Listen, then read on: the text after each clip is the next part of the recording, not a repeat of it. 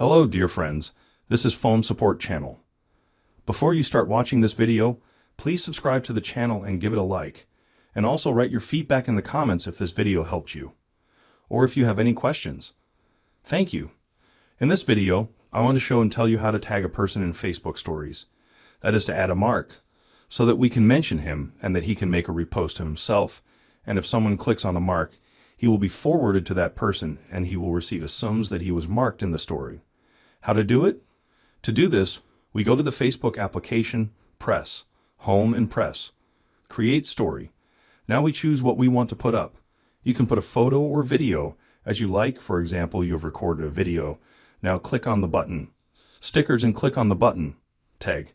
Now here we choose any account that we want to mark. We can even change the style of this mark.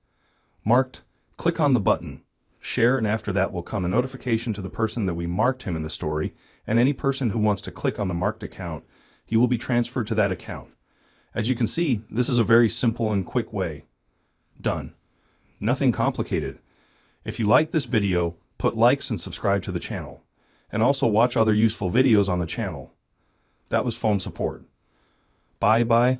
See you later.